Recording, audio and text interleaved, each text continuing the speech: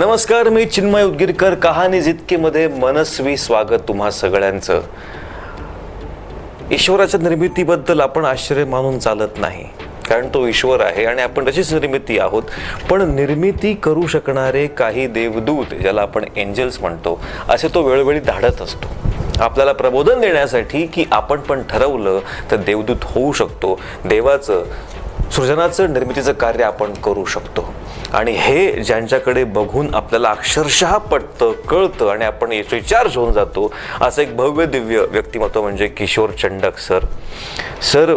साधारणपणे इतकं पान भरून सरांचं कार्यकर्तृत्व मांडण्याचा प्रयत्न आहे हा कसपटासारखा, पण यापेक्षा पण वेगळं प्रत्यक्षात तुम्ही जगलेला आहात आणि ते तप तुमच्या चेहऱ्यावर दिसत आहे. सर, शतशः प्रणाम तुम्हाला. आणि खरोखर मला प्रश्न पडले की मी कुठून सुरुवात करू आणि काय विचारू सर. म्हणजे मुंबई विद्यापीठात तुमच्या सिव्हिल कन्स्ट्रक्शनच्या एज्युकेशनमध्ये दुसरं स्थान, म्हणजे अकॅडमिकली पण सुपर. शिवाजी युनिव्हर्सिटीमध्ये चौथं स्थान. 175 पेक्षा पण जास्त परदेश वाऱ्या फक्त आपल्या व्यवसायाच्या अपग्रेडेशनसाठी आणि नवीन जाणून घेण्यासाठी. हे तर आहेच, पण 100 पेक्षा पण जास्त वेळा रक्तदान शिबिर. यांनी कधी हॉर्न वाजवलेला नाहीये, कागदाचा कपटा सुद्धा जमिनीवर टाकलेला नाहीये. इतकंच नव्हे तर जल पुनर्भरण निर्माणाचं पण कार्य सरांच्याकडून होतं आहे. नाणी, तिकीट सगळं जमवण्याचा छंद आहे, त्यासाठी भारतामध्ये यांचं नाव घेतलं जातं. भारत गौरव सुद्धा मिळालेला आहे. असे अनेक मोठे पुरस्कार मिळालेले आहे.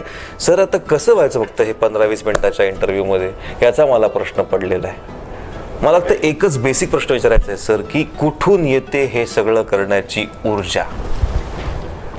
कुठली आहे ही जिद्द? मला असं वाटतं की पूर्वजांची पुण्याच खरं म्हणजे हे कामाला येते. आणि त्यांनी शिकवलेले जे काही असेल, जगामध्ये कसं वागावं, कसं वावरावं, काय करायला पाहिजे. आपण पैसा कमवणं हा पुरुषार्थ आहे, पण पैसा खर्च करता येतो का, हे आमच्या पूर्वजांनी मला शिकवलं. वडिलांनी, आईनी, आजोबांनी, आईच्या वडिलांनी, वडिलांच्या वडिलांनी. म्हणजे त्यांच्याकडून जेव्हा शिकत गेलो की जिद्द ठेवायची माणसांनी, ती कशाबद्दल ठेवायची. फक्त पैसा कमवण्याबद्दल जिद्द ठेवण्यापेक्षा समाजासाठी आपण काय चांगलं करू शकतो, ही जर जिद्द आपण ठेवली तर निश्चितच आयुष्य सुधारून जाईल, असं त्यांचं म्हणणं होतं. आणि तसा वागायचा प्रयत्न केला. जे काही आजपर्यंत मिळालं ही सगळी पूर्वजांचीच कृपा आहे असं मला वाटतं. पण हे सामाजिक भान सर आधीपासूनच होतं. ते होतं म्हणजे कसं आहे तर तुम्हाला 2-3 गोष्टी सांगतो. माझ्या आईचे वडील लहानपणी काडेपेटी विकून घरी अर्धा पैसा आणला, म्हणजे ते 1 पैसा कमवायचे, अर्धा पैसा वडिलांना द्यायचे आणि अर्धा पैसा आईला लपवून द्यायचे की तुझ्याकडे ठेव, अडीअडचणीला कामाला येईल. आणि तो पैसा 1 पैसा कमवून आणल्यानंतर जेव्हा घरी जेवण मिळायचं रविवारच्या दिवशी, त्या माणसांनी आयुष्याच्या शेवटच्या 38 वर्ष 14 जानेवारीला समोर आलेल्या प्रत्येक माणसाला, बाईला, मुलीला नवीन कोरं कापड शिवलेलं दिलं. बाई माणूस असेल तर साडी, मुलगी असेल तर परकर, माणूस असेल तर धोतर, मुलं असतील तर शर्ट. आणि दिवसाकाठी म्हणजे 14 जानेवारीला सकाळी 6 ते सूर्यास्त होईपर्यंत कमीत कमी 10 ते 12 हजार लोकांना ते नवीन कापड देत असत. आणि स्वतःसाठी मात्र त्यांनी आयुष्यभर अल्टरनेट दिवाळीला 1 कोट शिवायचा आणि दर दिवाळीला 1 धोतरची जोडी आणि 2 शर्ट आणि 1 टोपी, हे त्यांचं व्रत. मग अशा माणसाकडून आपण काय शिकायला पाहिजे ते शिकलो. फक्त देणं. माझ्या वडिलांचे वडील, त्यांचे आजोबा, त्यांचे पणजोबा, प्रत्येकाने काही ना काहीतरी केलं. 1976 मध्ये भारतात इंदिरा गांधींचं जेव्हा राज्य होतं आणि चंबळ नदीवर त्यांनी एक कॅनॉल बांधला होता. आणि त्याची एक फिल्म इंडस्ट्रीतर्फे ही निघाली होती की चंबल नहर से संतोष सागर से चंबल नहर तक, इंदिरा नहर त्याला नाव दिलं होतं. आता ते संतोष सागर म्हणजे माझ्या खापर पणजोबांचं नाव. त्यांनी त्यांच्या गावामध्ये राजस्थानमध्ये एक तलाव बांधून दिला होता. आणि रूपक म्हणून इंदिरा गांधींनी किंवा त्या फिल्म इंडस्ट्रीच्या लोकांनी त्यावेळेस फिल्म डिव्हिजन की भेटमध्ये त्यांनी ते रूपक म्हणून घेतलं की एखाद्या गावातला शेठ एखाद्या गावामध्ये विहीर बांधतो, तळं बांधतो. आणि भारताच्या पंतप्रधान आहे त्यांनी देशासाठी आज राजस्थानमध्ये एक कॅनॉल बांधून दिला. चंबलवर धरण बांधलं. बरोबर. पण हे जे रूपक त्यांना मिळालं हो. हे काहीतरी कुठेतरी परत पुण्याच असेल कुठेतरी. 100%. आम्ही सोलापुरात आलो हो. आणि माझ्या आजोबा गांधीजींचे फार अनुयायी होते, खादीवर व्रत होतं. तेव्हा 47 साली असा विचार झाला होता की ह्या वर्षी मेयर म्हणजे प्रेसिडेंट कोण होणार. त्यावेळेस प्रेसिडेंट म्हणायचे त्यांना, अध्यक्षांना. आणि मग 3 दोस्त होते, तिघांनी चिठ्ठ्या घातल्या. त्यावेळीची दोस्ती चांगली होती म्हणून मारामारी झाली नाही. त्यांनी चिठ्ठ्या टाकल्या. 46 सालची एकाला निघाली, 47 सालची माझ्या आजोबांना मिळाली, 48 सालची दुसऱ्यांना मिळाली. आणि 47 साली त्यांनी 15 ऑगस्ट रोजी रात्री 12 वाजता झेंडा उंचावला सोलापुरात. मग ह्या गोष्टी ज्या येतात, ह्या गोष्टी कुठेतरी चांगलं कार्य झालं असेल तेच होतं. आणि मग ते जेव्हा आपण बघत येतो तेव्हा मग त्या काही गोष्टी आपल्यामध्ये उतरणं स्वाभाविक होऊन जातात असं मला वाटतं. सर, 2500 पेक्षा पण जास्त दुर्मिळ नाण्यांची भेट तुम्ही सोलापुरात दिली. हे नाणी जमवण्याचं आणि हे सगळं हे वेळ कुठे आहे, कसं काय? कसं आहे चिन्मयजी की प्रत्येक मुलगा म्हणजे आता माझ्या वयाची जे काय असतील त्या प्रत्येक मुलाला सुरुवातीला खेळ म्हणजे फक्त भोवरा, पतंग एवढंच असायचं. कारण त्यावेळेस काय बाकीच्या काही साधनं नव्हती. आणि मग इनव्हेरिएबली म्हणजे अगदी 100 पैकी 80-85 मुलांना तिकीट जमवायचा पहिल्यांदा छंद लागायचा. तो तिकिटाचा छंद गोळा लागला की त्याच्याबरोबर नाणी गोळ्याचा करायचा छंद लागतो. आणि मग हे तिकीट गोळा करायची का नाणी गोळा करायची हे करतो आपण. आणि 2-3 वर्षामध्ये 6 महिन्यामध्ये तो छंदाची आपल्याला अरे बापरे एवढं फार त्याच्यात कटकटीचं काम आहे, माणूस सोडून देतो. पण हे माझ्या बाबतीत असं झालं की मी तिकीटं गोळा करत होतो आणि शाळेमध्ये कौतुकाने 2 दप्तरं घेऊन जायचो. एका दप्तरामध्ये वह्या पुस्तकं आपली नेहमीची आणि दुसऱ्या दप्तरामध्ये तिकिटाचं आणि नाण्यांचं एक छोटंसं कलेक्शन. रोज जायचं. आता रोज घेऊन जायची काही खरं म्हणजे गरज नव्हती, पण मी ते घेऊन जात होतो. आणि एके दिवशी जे व्हायचं ते झालं. घरी येताना एकच दप्तर घेऊन आलो, दुसरं दप्तर गायब झालेलं होतं. गायब झालो. घरी आल्यावर रडाबड झाली, सगळं झालं. माझे काका होते ते म्हणाले, किशोर काय काळजी करतो, माझा एक मित्र आहे त्याच्याकडे आपण जाऊ, मी त्याला माझी तिकीटं दिली होती ती आपण परत घेऊ, म्हणजे तुझं परत कलेक्शन चालू होईल. आम्ही गेलो त्यांच्याकडे. त्यांनी सांगितलं हो काढून ठेवतो मी, तू ये किशोर 2-3 दिवसांनी. मी त्यांच्याकडे 2-3 दिवस करत जवळ 20-22 चक्रा मारल्या.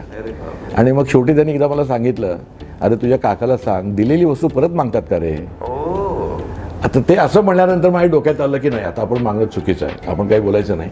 पण एक मनात विचार करून निघालो की सोलापुरातला सगळ्यात मोठा तिकीट कलेक्टर नाही झालो तर नाव नाही सांगणार कोणाला म्हणून. देवाच्या दयेने आज भारतामध्ये पण नाव घेतलं जातं, पण परदेशात पण नाव घेतलं जातं. आणि सोलापूरचं नाव मला जगामध्ये त्या नाणे, तिकीटं आणि सह्यांच्या संग्रहामुळे करता आलं. तुम्ही लिम्का बुक मध्ये ऑलरेडी नाव नोंदवलेलं आहे सोलापूरचं. ते कशाबद्दल तुमच्या तोंडूनच आपण ऐकूया सर. सातत्याने प्रत्येकाला त्याच्या खास दिवशी काहीतरी देणं हे जे तुम्ही करतात ना ते काय तुमच्या तोंडून लोकांना कळवतं. मला लहानपणापासून म्हणजे आजोबांनी मला आधी सांगितलं होतं आणि आईनी पुस्तकं वाचायचा नाद लावला होता. आणि त्यामध्ये आजोबांनी लहान असताना इंग्रजीचं एक मला पुस्तक काढून दिलं होतं, how to win friends and influence people, Dale कार्नेगीचं. इंग्रजी वाचता येत नव्हतं पण ते आजोबा मला वाचायला लावायचे. वाच, डिक्शनरी घेऊन बस आणि ती तू बोल, ते बघ काय येते आणि त्याचा अर्थ समज. त्यामध्ये लिहिलं होतं की तुम्हाला वाटत असतं नेहमी की आपल्याला कोणीतरी आठवण करायला पाहिजे. बरोबर. खास करून आपल्या वाढदिवशी. बरोबर. आणि होतं काय की आपल्या वाढदिवसाला कोण आठवणच करत नाही. बरोबर. आणि मग आपला थोडासा ते हिरमुसपणा येतो. त्यात असं लिहिलं होतं की काही झालं तरी तुम्ही लोकांना त्यांच्या वाढदिवसाला, त्यांच्या खास प्रसंगी त्यांना तुम्ही अभिनंदनची पत्र पाठवत चला. ते मी करत आलो. त्यात त्यांनी असं सांगितलं होतं की ज्या दिवशी तुम्हाला असं वाटेल की मी या वर्षी पाठवलं मला उत्तर आलं नाही, पुढच्या वर्षी पाठवलं आलं नाही, 3 वर्ष झाली, 4 वर्ष झाली, पण एक दिवस असा येईल की जर तुम्ही जर ग्रीटिंग पाठवलं नाही तर तो म्हणेल यार आज किशोरचं ग्रीटिंग का नाही आलं. म्हणजे तुमच्या मनात काय होतं की मला एकदा तरी त्यांनी आठवण करावी. ती त्यांनी माझ्या वाढदिवसाच्या ऐवजी त्यांनी स्वतःच्या वाढदिवशी आठवण केली. आणि तो तुमचा जो तुमची जी इच्छा होती ती त्याच्यामध्ये फलद्रूप होते. हे डोक्यात आल्यानंतर मी लोकांना पाठवत होतो, हाताने काढून ग्रीटिंग करून पाठवायचो. आजही मी जवळजवळ 3,000 ते 4,000 ग्रीटिंग दर वर्षाला पाठवतो. आणि मग असं ठरवलं एकदा की आपण प्रत्येकांना मजा म्हणून संग्रह करताना नोटांचा संग्रह करत होतो. त्यामध्ये मला एकदा आठवलं की आमच्या घरचा टेलिफोन नंबरची नोट मला मिळाली. अरे बापरे. मग मी ती संग्रहित ठेवली. पण थोड्या दिवसांनी त्याच्या मागे 2 लागले, मग त्याच्यानंतर 3 लागला. तर म्हटलं तर किती वेळा बदलणार. मग गाड्यांचे नंबर गोळा करायला चालू केले. मग ते पण लक्षात आलं आपण गाड्या बदलतो, मग ते कसं करायचं. आणि मग एकदम लक्षात आलं की आपण वाढदिवसाच्या नोटा गोळा केल्या. म्हणजे आता समजा एखाद्याचं वाढदिवस असेल 15 ऑगस्ट 47, तर 150847 ह्या नंबरची नोट घेतली आणि त्याच्या वाढदिवसाला त्याला नेऊन द्यायची. अरे वा. आपण त्याला एखादं मोठं सोन्याचं पेन नेऊन जरी दिलं तर ते त्याला लक्षात असतं की हे पेन बाजारात मिळतं, त्याची किंमत त्याला करता येते. परंतु ही जी गोष्ट आहे ह्याची किंमत होत नाही. ती 10 रुपयाची नोट आहे का 1 रुपयाची आहे का 5 रुपयाची आहे याची किंमत होत नाही.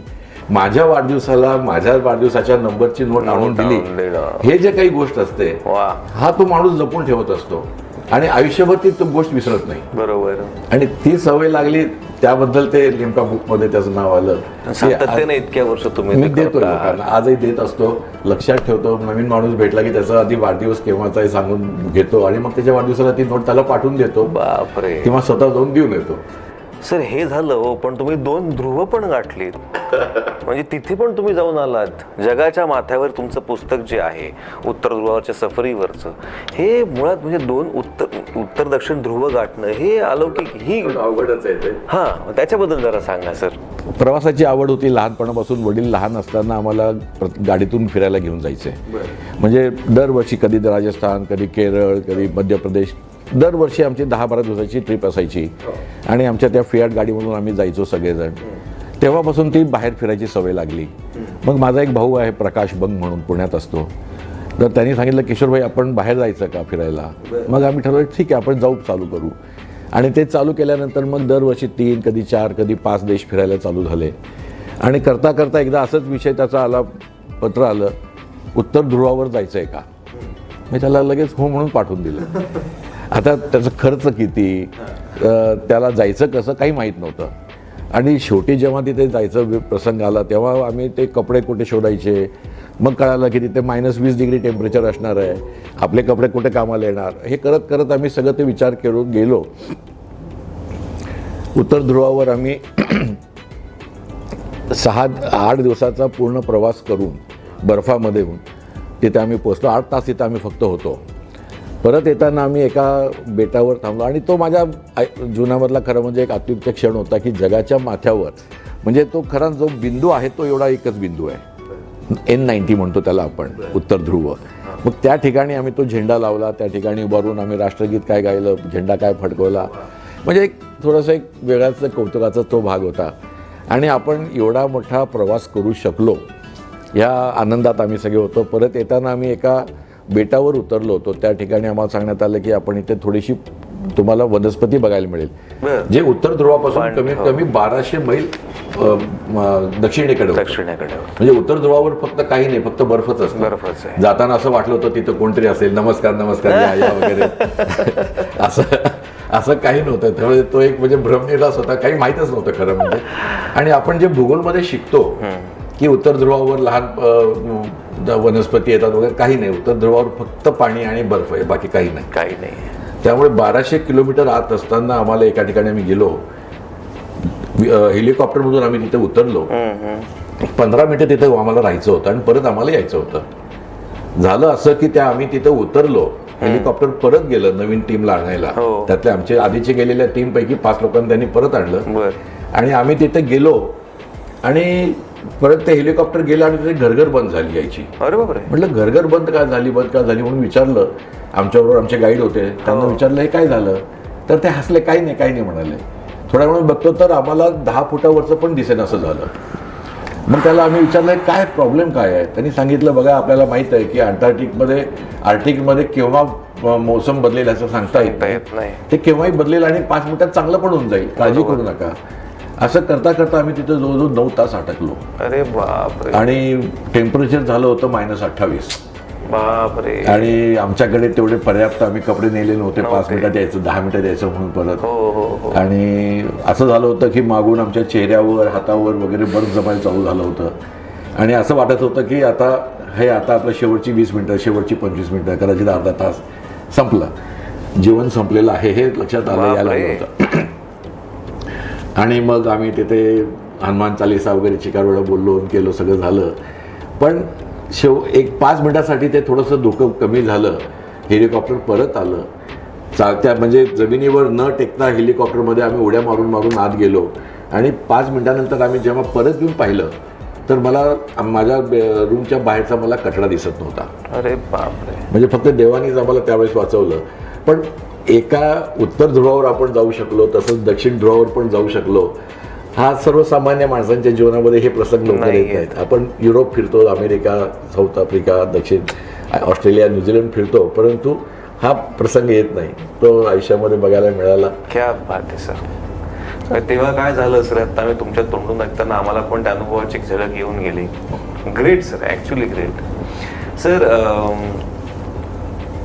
Encyclopaedia of early Indian cancellations नावाचं तुमचं 700 पानांचं पुस्तक आहे, त्याबद्दल काय सांगाल? मी तिकीटं गोळा करतो म्हणजे लोकांना खरं काय वाटतं की आपण तिकीटं गोळा करतो म्हणजे पोस्टाची जी तिकीटं येतात पाकिटावरची ती कापायची आणि अल्बमला लावायची. हा एक भाग झाला त्याचा.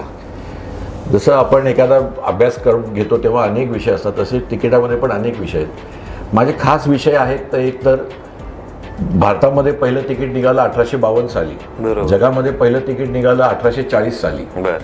तर 1840च्या आधी पत्रव्यवहार कसा चालायचा, मग त्या पाकिटावर शिक्के कसे असायचे. त्यानंतरचा माझा अभ्यासाचा विषय होता की भारतामध्ये तिकीट निघालं 1852 साली. मग 1852 ते 1900 सालापर्यंत ह्या वेळेस पत्रव्यवहार कसा चालायचा, त्याच्यावर शिक्के कसे मारले जायचे तिकिटावर. तर ह्याचा माझा तो अभ्यास होता. अच्छा. आणि 1852 ते 1900 म्हणजे व्हिक्टोरियन एरा त्याला मी म्हणतो. बरोबर.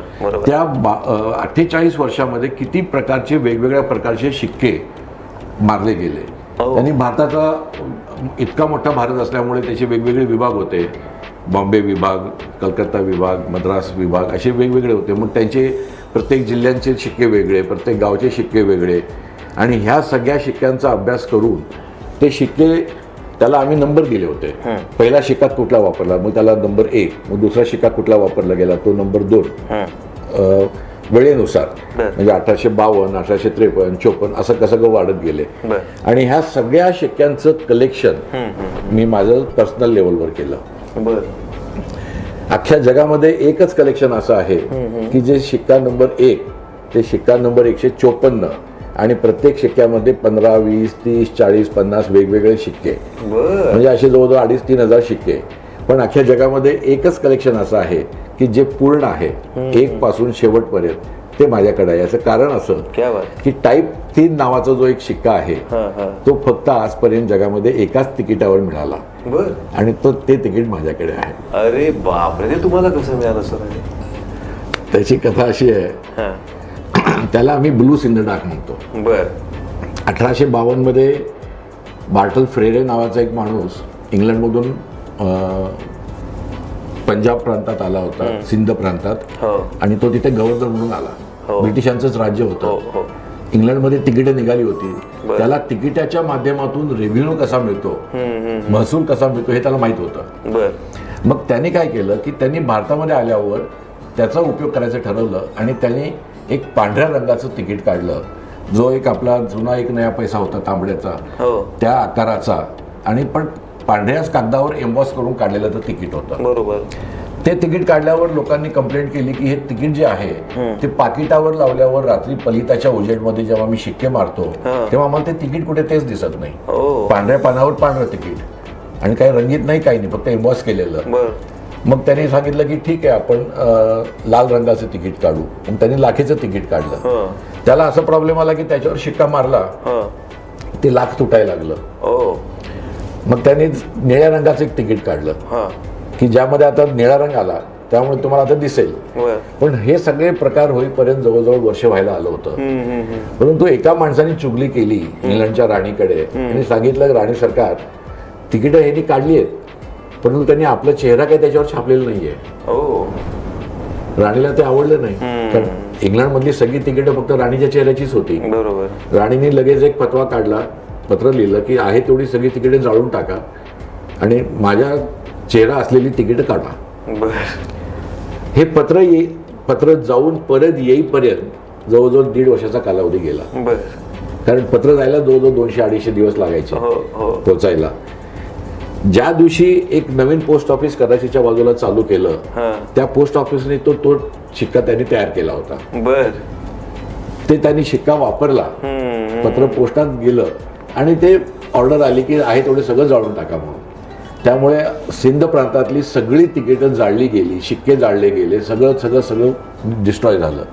तर ते जे तिकीट निघालं ते तिकीट कोणीतरी काढून ठेवलं आणि ते तुम्हाला ते मिळालं. म्हणजे कसं झालं, त्याचं पण ऑप्शनमध्ये ते तिकीट आलं. इंग्लंडमध्ये एक माणूस आहे की ज्या माणसांनी पांढरा सिंधडाक, ब्लू सिंधडाक आणि रेड सिंधडाक याचं त्याच्याकडे सगळ्यात मोठं कलेक्शन. आणि माझं दुर्दैव म्हणा की त्या दिवशी ऑप्शनमध्ये तो पण तिथे आला. बर.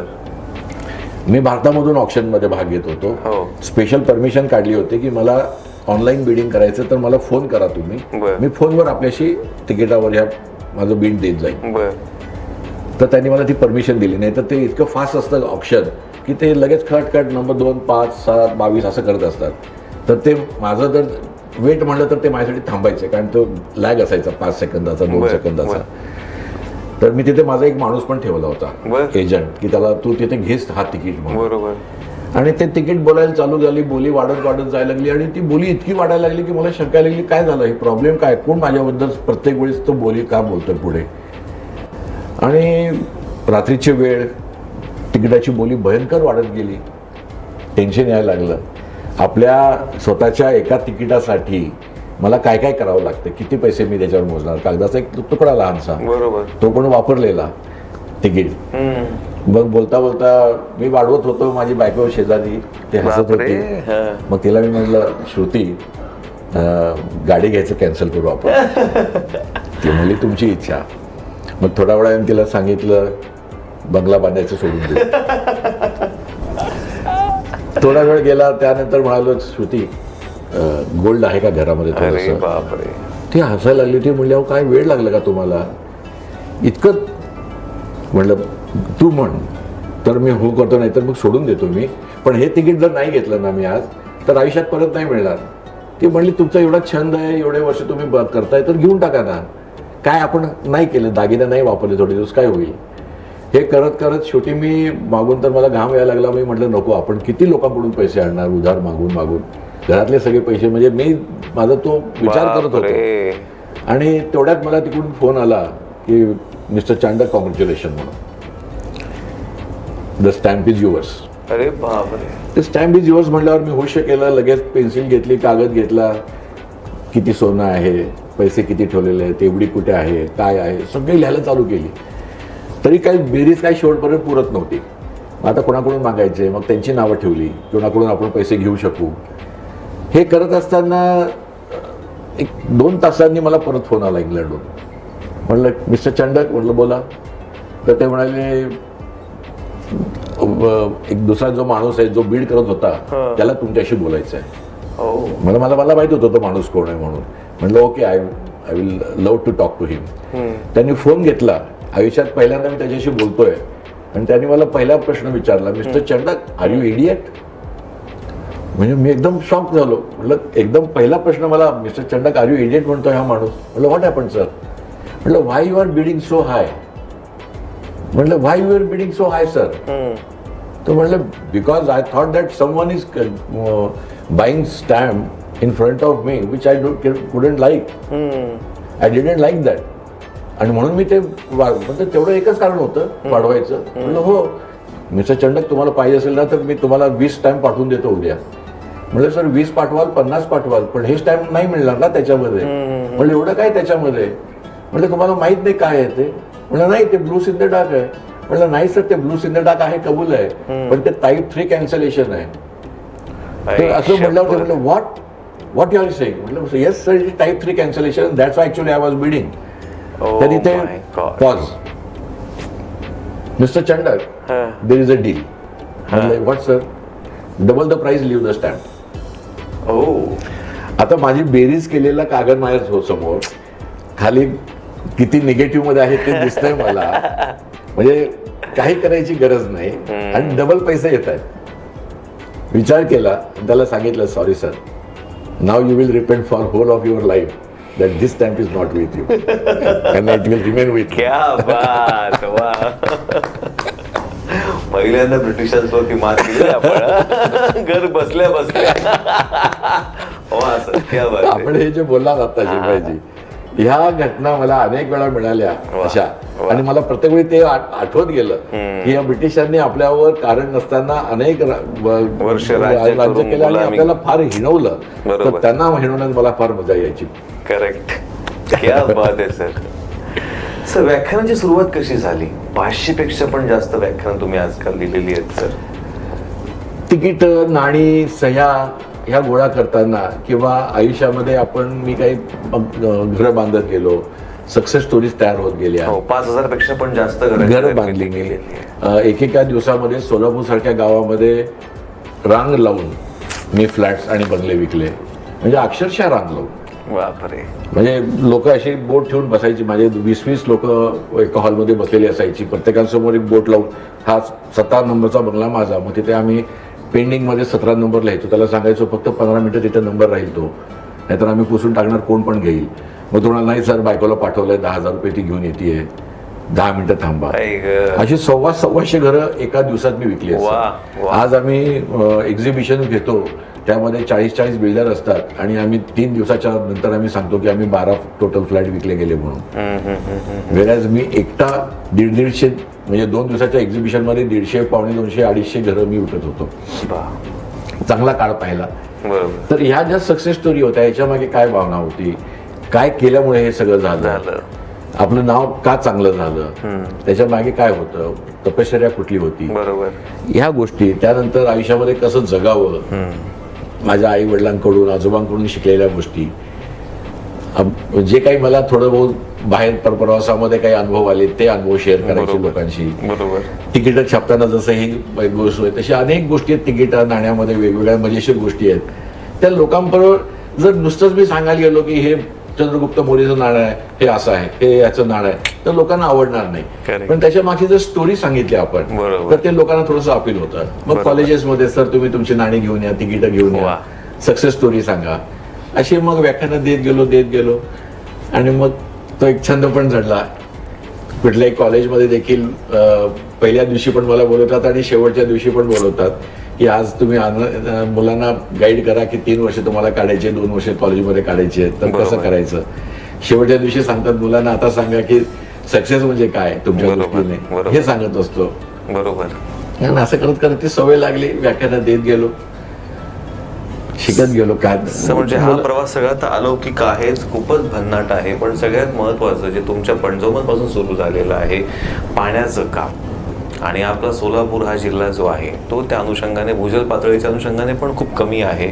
जवळजवळ महाराष्ट्रातलं 70%, 72% ग्राउंड वॉटर संपलेलं आहे. तर या अनुषंगाने तुमच्या डोक्यामध्ये काही आहे का की जे तुमच्या नसामध्ये आहे? मी आतापर्यंत जितके माझ्या स्कीम झाल्या, माझ्या स्कीम ज्या होत्या त्या कधी 15 एकर, 20 एकर, 25 एकर मध्ये पण केलेल्या आहेत, फ्लॅट सिस्टीम पण केलेल्या आहेत. पण सुरुवातीपासून पाणी जमिनीत मुरवायचं हे मी करत आलो. बरोबर. एका स्कीम मध्ये मी चालू केलं होतं, त्या स्कीम मध्ये 1 विहीर आणि 7 बोर होते.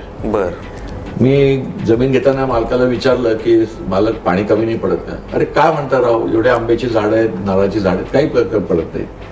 काही वेळेला आपलं बुद्धी असते ना ती घाण पडलेली असते.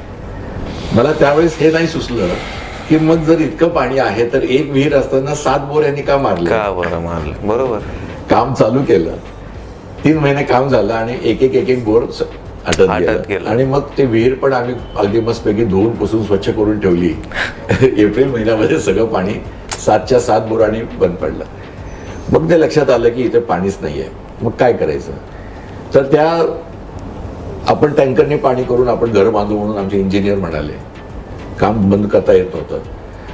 दुर्दैव असं की त्या वर्षीच सोलापुरात थोडासा दुष्काळी प्रकार झाला आणि पाऊस पुढच्या वर्षी आला. त्यामुळे मला जवळजवळ 14 महिने मला टँकरनी पाणी आणून घरं बांधावी लागली. पण त्या 14 महिन्यामध्ये मी त्या सगळ्या जागेमध्ये बरोबर उताराने सगळे करत एक कोपरा असा निवडून एका बोरमध्ये मी आणून ते पाणी सोडलं. आणि मजा अशी की 2004 मध्ये त्या बोरमध्ये सोडलेलं पाणी आजही तिथे कॉर्पोरेशनचं पाणी आलेलं नाहीये. तिथे आलेली 192 घरं, म्हणजे त्याच्यात राहणारी 5-6 माणसं म्हणले तरी 1000 ते 1200 लोक तिथे राहतात. आणि त्या सगळ्यांना पाणी ते एक बोट पुरवतं. वा. हे लक्षात जेव्हा यायला लागलं त्यावेळेस मी कुठल्याही ठिकाणी म्हणजे माझ्या मित्रांनी सांगितलं अरे किशोर माझ्या घरी करायचे, तर माझ्याकडे मी ते जाळीचे सगळे करून ठेवलेले अशा चिकार गोष्टी ज्या लागतात त्या सगळ्या तयार करून ठेवलेल्या आहेत. जातो तिथे माझा इंजिनियर जातो, फिट करतो आणि परत येतो. त्यामध्ये काही मी फार मोठा विचार करतो असं नाही, पैसे किती लागले बघत नाही, पण ते होतंय, कोणीतरी करतंय या भावनेतून मी ते करत असतो आणि ते लोकांना पण उद्योग करत असतो की तुम्ही हे करा म्हणून. वा. या सगळ्या प्रवासाकडे बघताना काय वाटतंय सर, आता काय भावना आहे जे तुम्ही आमच्याशी शेअर करा? हा प्रवास सगळा ज्या भावनेने मला करता आला, मला असं वाटतं की आयुष्य हे मला खरोखरच चांगलं जगता आलं. आणि मला अनेकदा असं विचारण्यात येतं की की काय वाटतं तुम्हाला, तुम्ही या जगामध्ये आला तर काही चांगलं झालं का? म्हणजे निश्चित चांगलं झालं असं मला वाटतं की जे काही करता आलं थोडं बहुत, मी असं म्हणणार नाही की मी फार काही केलं, परंतु जे काही करता आलं निस्वार्थ भावनेने करता आलं. 154 वेळा मी रक्तदान केलं, म्हणजे जवळजवळ 600-650 लोकांना जीवदान तर नक्कीच मिळालं असेल. 20,000 बाटल्या गोळा करून दिल्या. संपूर्ण महाराष्ट्रात फिरलो की बाबा रक्तदान म्हणजे काय, म्हणजे अक्षरशः छोट्या मोठ्या गावात जाऊन रक्तदानाचं महत्त्व पटत होतो मी. आणि ह्यामध्ये काही मला कुठे पैसा मिळत नव्हता. मग रस्त्यामध्ये पाणी कचरा करायचा नाही, हॉर्न वाजवायचा नाही. त्यामध्ये पण असायचं की बघताना लोक एवढी मोठी गाडी आहे हॉर्न वाजवता येत नाही का, किंवा परत त्याच नजरेने बघायचं एवढी मोठी गाडी आहे म्हणून फार हॉर्न वाजवतो का.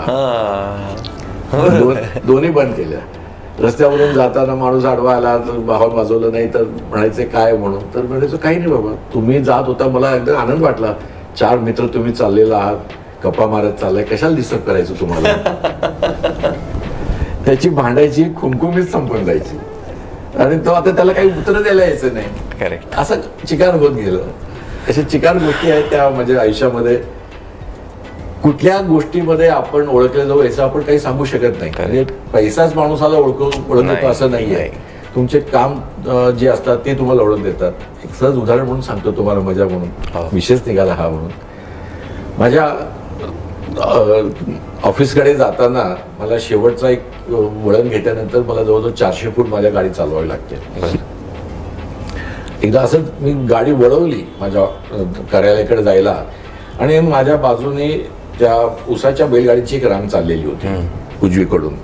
मग एक गाडी जाण्या इतका रस्ता होता आणि त्यामधून जवळजवळ 80-85 वर्षाची 2 वयस्कर मंडळी काठी टेकत टेकत चालली होती.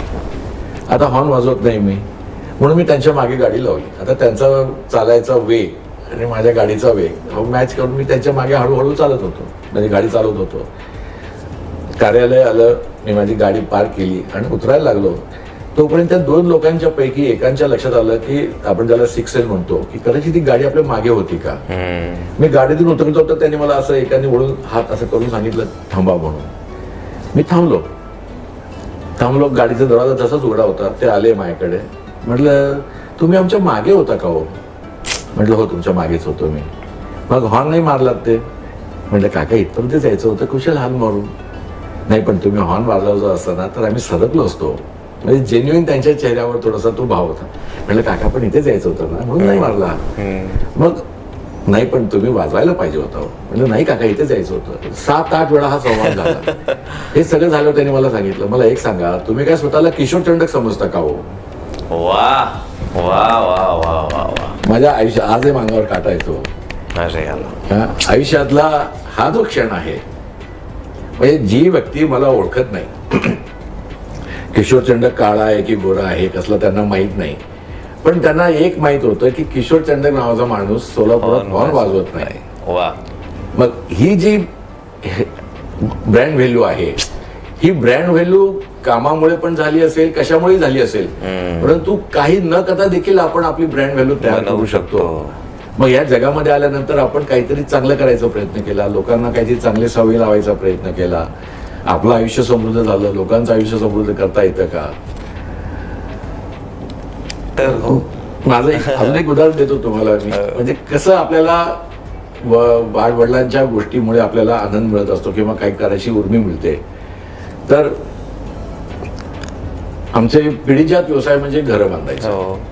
राजस्थानमधून आम्ही आलो इकडे, पण आम्ही आधी कापड आणि घर बांधायचा व्यवसाय पण चालू केला. पण त्यावेळेचा प्रकार असा होता की चाळी बांधायच्या आणि भाड्याने द्यायच्या. बरोबर. आता चंडक बगीचा म्हणून ज्या ठिकाणी मी राहतो त्या ठिकाणी जवळजवळ 200 भाडेकरू आहेत. बर. सगळी जागा भाड्याने दिलेली माझ्या पणजोबांनी, बरोबर. वारसा हक्काने ती मला मिळाली. बरोबर. त्यामुळे माझं त्याच्यामध्ये काही फार मोठं कर्तृत्व नव्हतं की एवढी मोठी जागा मला मिळाली, पण ती माझ्या आजोबांची, त्याने कष्टाने मिळवलेली. आणि त्यांचं भाडं 5 रुपये महिना, वर्षाला 60 रुपये, 100 वर्षाला 6,000 रुपये. 1913-14 मध्ये ती बांधलेली चाळ. 2000 साली माझ्या डोक्यात विचार आला की माझ्या आजोबांचं काम होतं की घर बांधायची आणि भाड्याने द्यायची, पण माझा व्यवसाय घरं लोकांना विकायचा आहे, त्यांची स्वतःची घरं करून द्यायचं आहे. बरोबर. मग आपण काय करता येईल का? मग मी एक योजना त्यांच्यासमोर मांडली की बांधकाम भावात मी तुम्हाला घर देतो, जमिनीचे पैसे घेणार नाही. याचं कारण जमिनी जेवढी होती तेवढी तर माझ्या आजोबांनीच तुम्हाला देऊन टाकली होती. आणि मी काय तुम्हाला सांगत नाही की तुम्ही ही जागा सोडून जा म्हणून, कारण आजोबांनी तुम्हाला जागा दिलेली आहे. मला काय अधिकार नाही तो की तुम्हाला मी सांगेन तुम्ही जा म्हणून. मी त्यांना सांगितलं, सगळ्यांना ते पटलं. मी लोकांना बांधायला चालू दिली. जवळजवळ आतापर्यंत 150 लोकांना मी बांधकाम भावामध्ये घरं बांधून दिली. म्हणजे ज्या घराची किंमत कदाचित 35 लाख आहे ते मी त्यांना 8.5 लाख 7 लाख देतो. एवढं केल्यानंतर देखील काही लोक असे असतात की ज्यांना कदाचित काही वेळेला ते आवडत नाही, लोकांचा उत्कर्ष बघवत नाही, लोकांना घरं मिळालेली आवडत नाही. त्या लोकांनी कोर्टात माझ्या विरुद्ध दावे दाखल केले की चंडक आम्हाला फसवत आहे, त्यांचे विचार दुष्ट आहेत. म्हणजे काय दुष्ट विचार आहेत? तर ते मग काहीतरी असं वेडवाकडं बोलत, वकील त्यांचे ते व्हे म्हणजे काय म्हणलं, व्हेट्रिफाईड टाईल सर. हा, ते चंडक व्हेट्रिफाईड टाईल लावणार आहेत, पण त्याच्यावरून आम्ही घसरून पडणार आमचे क्लायंट, मग त्यांचं पायाचं हाड मोडणार.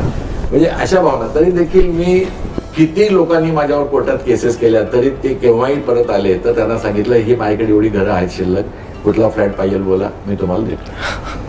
कारण जागा माझ्या डोक्यात एकच आहे, जागा आजोबांनी दिली. त्यांच्या शब्दाची किंमत मला शेवटपर्यंत ठेवायलाच पाहिजे.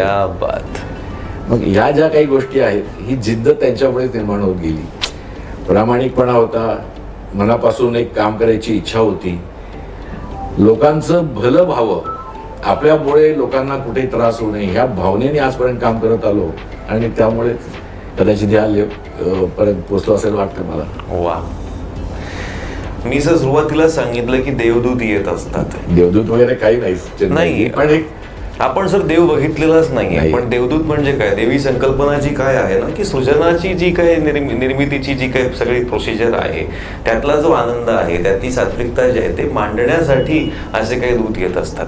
त्यांना आपण देवदूत म्हणूया. सर, तुम्ही निसर्गाचं काम करताय, तुम्ही लोकांच्यासाठी काम करताय, तुम्ही आयुष्याचा आनंद पण घेताय, तुम्ही ट्रॅव्हलर सुद्धा आहात, तुम्ही लोकांना मोटिवेशन आणि गाईड सुद्धा करता आहात. हे त्याची कृपा असल्याशिवाय शक्य नाही, आणि त्याची कृपा अशी कोणावरही होत नाही. म्हणून बघा, तर तुम्ही आम्हाला लाभलेले आहात. आमच्या पिढीमध्ये अजूनही तुमच्या छत्र खाली बसण्याची क्षमता आम्हाला मिळते आहे, संधी मिळते आहे. खरोखर आमचं भाग्य आहे सर. आणि या MyFMच्या माध्यमातून, या मंचाच्या माध्यमातून आज तुम्ही पुन्हा एकदा नवीन अजून वेगळ्या पद्धतीने परत आमच्यासारख्या पिढीला परत कळलेले आहात. आणि तुम्ही खूप दिलखुलासपणे बोललेला आहात, आनंद घेत घेत बोललेला आहात. जगायचं कसं, आनंद कसा घ्यायचा हे तुमच्याकडून आम्हाला कळतंय सर. इतकं तुम्ही ऑरा तुमचा व्यापून टाकलेला आहे. Thank you so much sir. धन्यवाद. या क्षणाची किंमत होऊ शकत नाही. मनापासून आभार सर. आपणास पण धन्यवाद, FM पण धन्यवाद, आणि खास करून माझ्या सगळ्या परिवाराला धन्यवाद, ज्यांनी मला प्रेरणा दिली. मग माझे आई वडील असतील, आजोबा असतील, माझी बायको, श्रुती, मुलं आहेत. खरं म्हणजे ह्या लोकांनी कधी मला अडवलं नाही. पप्पा खर्च करतायत, करू द्या.